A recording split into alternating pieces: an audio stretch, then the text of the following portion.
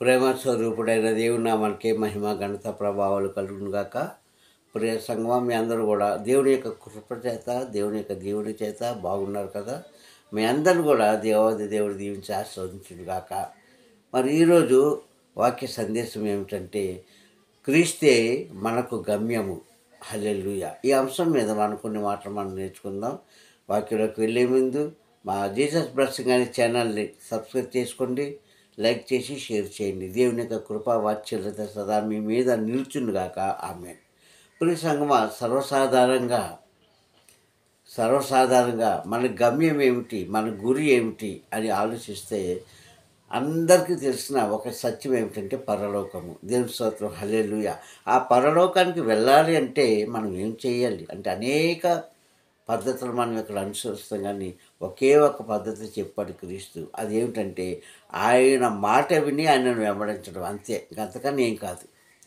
పరలోక రాజ్యానికి వెళ్ళాలంటే ఏదైతే కొంతమంది చాలా చెప్తుంటారు, మంచిదే, అవన్నీ చేయడం మంచిదే. క్రీస్తు నామంలో, దేవుని నామంలో ఒక నాదు కూడా మంచిది, ఒకరికి అన్నపానం పెట్టడం మంచిది, అన్నీ మంచిదే. కానీ ముఖ్యంగా ఆయన మాట విని ఆయనను వెంబడించడమే ఆయన రాజ్యానికి వారసుడుగా, ఆయన గమ్యానికి చేర్చుకున్న వారుగా ఉంటుంది అని వాక్యం మనకి బోధిస్తుంది. దేవుని స్తోత్రం. ప్రియ సహోదరులారా, సర్వసాధారణంగా ఈ లోకంలో అందరికీ కూడా ఒక గమ్యం ఉంటుంది.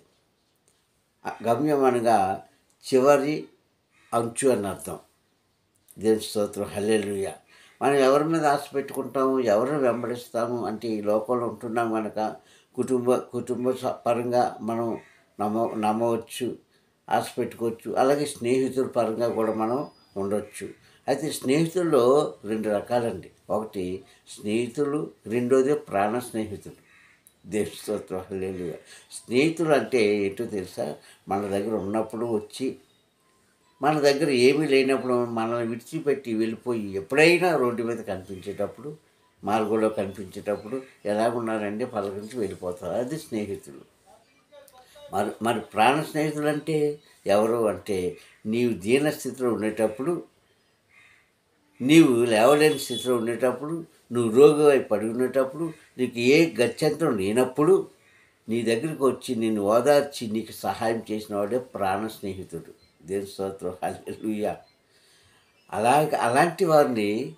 అలాంటి వారు ఎంతమంది ఉన్నారు లోకంలో ఉంటే ఏమో మనకు తెలియదు. ఈ కాలంలో అసలే చెప్పలేము. కానీ ప్రియ సంగమా, క్రీస్తు అంటున్నాడు, నా ప్రాణ స్నేహితుడా అని సంబోధించాడండి చాలా చోట్ల. నా ప్రాణ స్నేహితుడు. ఇంతకే మనకు ప్రాణ స్నేహితుడు ఎవరు? క్రీస్తే.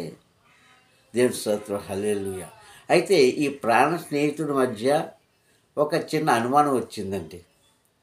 ఆ వాక్యాన్ని మీకు చూపించాలని ఆశిస్తున్నాను. దేవుని స్తోత్రం, హల్లెలూయా. ఎందుకంటే ప్రాణ స్నేహితుడు ఎలాగుంటారంటే, పడిపోయే సమయంలో, పడిపోయినప్పుడు నిన్ను పైకి లేపడానికి ప్రయత్నం చేస్తారు. అదే ప్రాణ స్నేహితుడు. యోబు గ్రంథంలో మనం చూసుకుంటే 4వ అధ్యాయంలో చూసుకుంటే, ఎలీఫజ్ అనే స్నేహితుడు ఏం చేశాడు? నీరసపడిపోయినప్పుడు, ఎలాగా యోబు బలహీనమైపోయాడు. ఆయన ఆత్మలో మూలుగుకున్నప్పుడు, సొనుగుకున్నప్పుడు, అంటే దేవుడి మీద కాదండి, తనను తానే సొనుగుకునేటప్పుడు ఏం చేశాడు? ఒకటే మాట చెప్పాడు ఆయన. ఏమన్నాడు? యోబు, నీ మాటలు నమ్మే కదా మేము బలపడ్డాము. బలం లేని మా చేతులను, బలం లేని మా యొక్క కాళ్ళు, నడవలేని కాళ్ళను నువ్వు నడిపించావు. నీవు చేసిన ప్రార్థన ద్వారా మాకెన్నో ఉపకారాలు చేశావు. పడిపోతున్న మమ్మల్ని లేపావు. చెడు మార్గంలో వెళ్తున్న మమ్మల్ని మంచి మార్గంలో పెట్టావు నీ మాటల ద్వారా. అది దేవుడి మాట. అలాంటిది ఈరోజు కష్టం నీ దగ్గరకు వచ్చిందని పడిపోతున్నావా? నీ భక్తి నిన్ను కాపాడుదా? నువ్వు దిగులు పడకు అని ధైర్యమైన మాటలు చెప్పాడండి. అది ప్రాణ స్నేహితుడు చేసే పని. క్రీస్తు కూడా అదే చేస్తున్నాడు. చూద్దామా వాక్యాన్ని? దేవుని స్తోత్రం కలుగును గాక. హల్లెలూయా. యోహాను సువార్త 6వ అధ్యాయము 65వ వచనం నుంచి 69 వరకు మనం చూసినట్లయితే ఈ మధ్యలో జరిగే సంభాషణ మనం చూద్దాం. యోహాను సువార్త 6వ అధ్యాయము 65వ వచనం నుంచి 69 వరకు చూసినప్పుడు అక్కడ ఇలాగూ రాయబడి ఉంది. క్రీస్తు ఒక మాట అంటాడు. ఏమంటాడంటే, నా తండ్రి చేత ఏర్పరచబడిన వారు, నా తండ్రి యొక్క పిలుపుకు లోబడిన వారు, నా తండ్రి ప్రేమించేవారు తప్ప ఇంకెవ్వరు కూడా నా దగ్గర ఉండరు అని క్రీస్తు చెప్పిన మాటకు వారికి ఏమొచ్చింది? అభ్యంతర పడ్డారు, అంటే సునుక్కున్నారు, విసుక్కున్నారు. ఎవరు? క్రీస్తుని వెంబడించిన జనాంగము. అప్పుడు చాలామంది ఆయనను విడిచిపెట్టి వెళ్ళిపోయారు. ఏంటి ఇలాగంటున్నాడు అని అంటే మాట అర్థం కాక చాలామంది సొనుక్కొని ఆయన విడిచిపెట్టి మరలా క్రీస్తుని వెంబడించలేదు. ఎందుకే ఇక్కడ విచిత్రం ఏంటంటే క్రీస్తుని ఎందుకు వెంబడించారో తెలుసండి. ఇక్కడ కొన్ని రకాలు మీకు చూపిస్తాను. ఈరోజు మనం కూడా అంతే. చూడండి, ఒక సినిమా యాక్టర్ వచ్చాడనుకో, ఒక విఐపి ఎవరన్నా మన మధ్యకు వచ్చారనుకోండి, ఒక షాపు ఓపెనింగ్కో లేకపోతే దేనికో వచ్చారనుకోండి, వాళ్ళు మనుషులే, మనము మనుషులమే. మనకున్న అవయవాలన్నీ వాళ్ళకే ఉంటాయి. కానీ ఆతురత, ఎలాగుంటారో చూద్దాం, ఏం మాట్లాడతారో చూద్దాం, ఎలా డ్యాన్స్ చేస్తారో చూద్దాం. ఇది ఆతురత మానవుడికి. వాళ్ళు మనుషులే, మనము మనుషులే తెలుసు కూడా వెళ్తూ ఉంటారు. అలాగే క్రీస్తు దగ్గరికి ఎందుకు వచ్చారంటే వీళ్ళందరూ క్రీస్తుని తప్పు పట్టాలని కొంత వర్గం అయితే, క్రీస్తు వెంట ఉంటే మాకు రొట్టెలు దొరుకుతాయి అని కొంతవర్గం అయితే, క్రీస్తు చేత స్వస్థత పొందుకోవాలి, లాభం పొందుకోవాలి అని కొంతమంది వస్తే, క్రీస్తుని వెంబడించే పరలోక రాజ్యం వెళ్ళాలన్న వారు కొంతమంది. ఇలాగ 4 రకాలైన మనుషులు అక్కడికి వచ్చినప్పుడు వాళ్ళని గమనించిన క్రీస్తు ఈ మాట ఎప్పుడైతే అన్నాడో, 3 రకాలకు చెందిన వారు అందరూ కూడా ఏం చేశారు? క్రీస్తుని విడిచి వెళ్ళిపోయి మరలా క్రీస్తు దగ్గరికి రాలేదు. అంటే వారికి గమ్యం ఏంటో తెలియలేదు. వారి యొక్క గమ్యం ఏంటో వారికి తెలుసుకోలేని ఈయన దీన స్థితిలో ఉన్నాడు. దేవుని స్తోత్రం, హల్లెలూయా. ఈ జనాంగాన్ని చూసి క్రీస్తు మనసులో కొంచెం నొచ్చుకున్నాడండి. కొంచెం బాధపడి, ఈ మూర్ఖులైన ప్రజలు ఎప్పుడు మారుతారు? వీళ్ళ యొక్క జీవితాలను ఎప్పుడు సరి చేసుకుంటారు? నేను ఉన్నప్పుడే వీరు సరి చేసుకోలేని వీరు నేను నా తండ్రి దగ్గరికి వెళ్ళిపోయినప్పుడు సరి చేసుకోగలరా అన్న ఒక అనుమానం వచ్చి, ఎప్పుడైతే చాలామంది ఆయనను వెంబడింపకుండా వెళ్ళిపోయారో అప్పుడు క్రీస్తు శిష్యుల వైపు చూసి అన్నాడంట.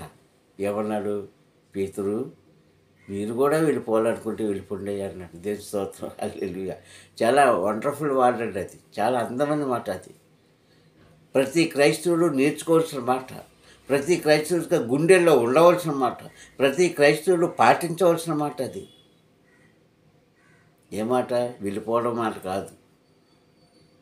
ఈరోజు అలాగున్నవారు ఖచ్చితంగా తన రాజ్యంలో స్థానం ఉంటుందని నేను అంటాను. అలా ఉండాలంటే చాలా కష్టం అండి. ఇప్పుడున్న జీవనోపాధిలో, ఇప్పుడున్న మార్గంలో, ఇప్పుడు మనం జీవిస్తున్న జీవన విధానంలో అలాగుండాలంటే చాలా కష్టం. క్రీస్తుని వెంబడించడం ఆ సమస్యలు కాదండి. కానీ నీ గమ్యం ఆయనే. దేవుని స్తోత్రం, హల్లెలూయా. నీ చివరి ప్రయాణంలో నిన్ను ఆదుకున్నవాడు ఆయనే అన్నాడు. పేతురు, అందరూ వెళ్ళిపోయారు నన్ను విడిచిపెట్టి, మీరు కూడా వెళ్ళిపోవాలంటే వెళ్ళిపోండి అన్నాడు 12 మంది శిష్యులతో. ఏమన్నాడు? మీరు కూడా వెళ్ళిపోవాలనుకుంటున్నారా? వెళ్ళిపోండి. నా తండ్రి మరలా నాకు శిష్యులని ఏర్పాటు చేస్తాడంటే అప్పుడు ఏమన్నాడో తెలుసా? పేతురు, సీమోను పేతురు ఏమన్నా తెలుసా? అయ్యా, మాట ఎవరు ఈరోజు ఎవరు పలకగలుగుతున్నారండి? ఈరోజు క్రీస్తు నీతో అన్నాడు ఆ మాట, నువ్వు పలకగలుగుతున్నావా? నువ్వు పలుకుతావా? నువ్వు అనగలవా?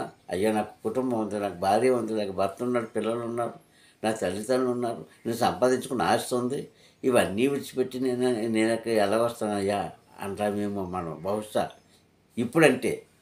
కానీ పీతరు ఏమన్నాడు తెలుసా? అయ్యా, ఎక్కడికి వెళ్తాము తండ్రి?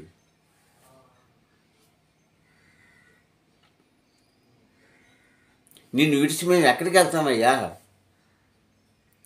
వెళ్ళి ఏం చేయగలం? మేము ఎలా జీవించగలము? ఎందుకంటే నీలో జీవము ఉన్నది, నీవు జీవాధిపతివి, నీవు ఏదైనా చేయడానికి సమర్థుడివి. కనుక తండ్రి, నిన్ను విడిచి మేము ఎక్కడికి వెళ్తామయ్యా? మమ్మల్ని ఎవరు రాణిస్తారు? మాకు గమ్యం ఏమిటి? మా జీవితం యొక్క ఉద్దేశం ఏమిటి? మాకేమీ లేదు నీవు తప్ప. కనుక దయచేసి ఆ మాట అనొద్దు అని ఎప్పుడైతే పలికాడో క్రీస్తు సంతోషించాడు. అన్నాడు, మీరు కూడా వెళ్ళిపోవాలనుకుంటున్నారా? వెళ్ళిపోండి. నా తండ్రి వేరే ఒకరిని నాకు అప్పగిస్తాడంటే ఎక్కడికి వెళ్తామయ్యా? ఈరోజు నువ్వు అనగలుగుతున్నావా క్రైస్తవుడా? ప్రభా, నీ పాదాలు తప్ప నాకు గమ్యం లేదు, గతి లేదు, స్థితి లేదు, జీవితం లేదు, నీవేనా శరణ్యము అని ఆత్మపూర్వంగా నువ్వు చెప్పగలుగుతావు? ఈరోజు గుండెల మీద చేసుకుని చెప్పగలుగుతున్నావా? నన్ను పోషించే భర్త ఉన్నాడండి, నన్ను పోషించే భార్య ఉందండి, నేను సంపాదించుకుని ఆస్తుందండి, మీతో లెక్కలేదండి అంటున్నారు ఈరోజు క్రైస్తవులు. జాగ్రత్త. చివరి గమ్యము క్రైస్తవులకి క్రీస్తే. నమ్మగలిగితే ఈ మాట నీకు చెప్పగలుగుతున్నావు ఈరోజు ఓ క్రైస్తవుడా? వాక్యం ఉంటున్న క్రైస్తవుడా? క్రీస్తుని ప్రశ్నిస్తే, ప్రభా నీవు తప్ప నాకేం వద్దు, పాట పాడుతామంతే. ఈ లోకంలో నాకు ఎవరున్నారయ్యా? ఎవరు లేని ఒంటరినయ్యా, నీవు తప్ప నాకు ఏమొద్దయ్యా, పాటలే పాడుతామండి, క్రియ ఎవరు చేయరు. కానీ ప్రియ సహోదరులారా, క్రీస్తు మాట్లాడుతున్నాడు ఈ ఉదయకాల సమయంలో. క్రీస్తు నిన్ను పలకరిస్తున్నాడు, నిన్ను అడుగుతున్నాడు, నా మార్గంలోంచి బయటకు వెళ్ళిపోతావా? నన్ను విడిచిపెట్టి వెళ్ళిపోతావా అంటే ఏం సమాధానం చెప్తావు? అక్కడ చెప్తున్నాడు పేతురు, అయ్యా మేము ఎక్కడికి వెళ్ళగలం, ఏం చేయగలము, మమ్మల్ని ఎవరు చేరదీస్తారు, మా గతి ఏంటి, మా స్థితి ఏంటి? కనుక నీవే మా శరణ్యం తండ్రి, నీ జీవం గల కుమారుడు, తండ్రి పంపించిన కుమారుడు అని మేము విశ్వసిస్తున్నాము. ఇప్పుడు మేము నమ్ముతున్నామయ్యా. కనుక మా చివరి గడియ అనగా మేము మృతి చెందే వరకు కూడా నీవు తప్ప మమ్మల్ని ఆదరించేవారు, నీవు తప్ప మమ్మల్ని పలకరించేవారు, నీవు తప్ప మా జీవితానికి గమ్యానికి ఏదీ లేదయ్యా అని చెప్పినప్పుడు క్రీస్తు సంతోషించాడండి. క్రీస్తు సంతోషించాడు. అయితే అప్పుడు అంటున్నాడు, నీలో ఒకడు నన్ను అప్పగించడానికి సిద్ధపడ్డాను అన్నాడు. ఎవరి కోసం? ఇస్కరియోతు యూదా కోసం. ఎందుకన్నాడు తెలుసా? జూటుగా చెప్పకుండా మనం అయితే చెప్తాం, ఇదిగో వీడి వల్ల మేము పాడైపోయాం, ఈమె వల్ల మేము చెడిపోయాం, ఈమె నా జీవితం పతనం అయిపోవడానికి కారణం అని ముఖమని చెప్తాం మేము. కానీ క్రీస్తు అలాగనలేదు. ఎందుకో తెలుసా? అప్పటికైనా సరే ఆ మూర్ఖపు మనసు తత్వం మార్చుకుంటాడేమో అని. కానీ అది దేవుని చిత్తమైనది, తండ్రి చిత్తమైనది. అందుకని నా తండ్రి చిత్తం లేదు ఏది జరగదు అని మౌనంగా ఉన్నాడని క్రీస్తు. ఓ క్రైస్తవుడా, ఈరోజు నువ్వు అనగలుగుతున్నావా, ప్రభా నిన్ను విడిచి మేము ఎక్కడికి వెళ్ళగలవయ్యా అని? వెళ్ళిపోతున్నారని జనాంగం. డబ్బు అనే ఆశ, డబ్బు అనే కోరిక, అంతస్తులనే ఆశ, అంతస్తులనే కోరిక, వెళ్ళిపోతున్నాడు క్రైస్తవుడు. కానీ గమ్యం ఏంటో వాడికి తెలియదు. చివరి గమ్యం నువ్వు ఎక్కడికి ఎంత దూరం పరిగెట్టినా, ఎంత దూరం వెళ్ళిపోయినా, ఎక్కడికి వెళ్ళిపోయినా నీ చివరి గమ్యము క్రీస్తే. ఇది తెలుసుకుంటే చాలు. అందుకే ఈ వాక్యం దేవుడు మనతో మాట్లాడుతున్నాడు ఈ ఉదయకాల సమయంలో. ఓ క్రైస్తవుడా, ఎక్కడికి వెళ్ళగలమయ్యా? మమ్మల్ని ఎవరు ఆదరిస్తారు? మా జీవిత గమ్యం ఏమిటి? నీవు తప్ప మాకెవరూ లేరు. నువ్వేం చేసినా సరే మేము సిద్ధపడి ఉన్నామని పేతురు చెప్పిన సమాధానానికి క్రీస్తు ఒక్క క్షణం ఆశ్చర్యపోయి వారిని ఆశీర్వదించాడండి. ఓ క్రైస్తవుడా, నీ యొక్క జీవితం ఏమిటో నువ్వు తెలుసుకో, నీ గమ్యం ఏమిటో తెలుసుకో. యవ్వన కాలం నుంచి, బాల్యం నుంచి వృద్ధాప్యాయం వరకు కూడా, నడి వయసు వరకు కూడా నువ్వు పరిగెడుతూనే ఉంటావు. కానీ చివరి గమ్యం ఏమిటో తెలుసా? క్రీస్తే. ఆయన నమ్ముకున్న వారికి, ఆయనలో రక్షించబడిన వారికి క్రీస్తు తప్ప మరొకరు గమ్యం లేదని ఈ వాక్యం ద్వారా మీకు తెలియజేస్తున్నాను. క్రీస్తుని వెంబడించిన వారు శుద్ధ మనసుతో వెంబడించండి. ఆయన మాట విన్నవారు పరిశుద్ధంగా వినండి, సంపూర్ణంగా వినండి. అప్పుడు ఆయన ఆశీర్వాదములు ఆకాశం నుంచి వచ్చిన ఆహారాన్ని అన్నాడే, అలాగే ఆకాశం నుంచి ఆయన ఆశీర్వాదములు ప్రతి మనిషి మీద, ప్రతి కుటుంబం మీద, ప్రతి ఆ ప్రాంతం మీద ఆయన కుమ్మరిస్తాడని నేను తెలియజేస్తున్నాను. ప్రార్థన చేసుకుందాము. ప్రేమ స్వరూపి దయగలనైనా నీ కొందములు సర్వాధికారి నీకే స్తుతున్నాయన. ఇదిగో తండ్రి ఉదయకాల సమయంలోని వాక్కు ద్వారా మాతో మాట్లాడినందుకు స్తోత్రం. అయ్యా అయ్యా తండ్రి ప్రభా నీవు తప్ప మాకు ఏ గమ్యము లేదయ్యా. నీవు తప్ప మమ్మల్ని ఆదరించేవారు లేరు.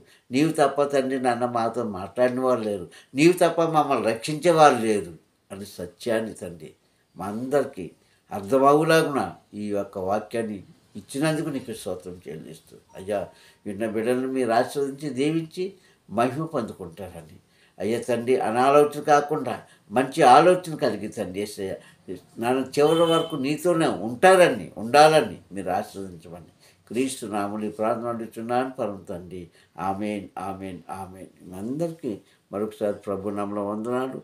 సర్వాధికారి తండ్రి మిమ్మల్ని సదా దీవించి ఆస్వాదించుగాక. ఆమేన్.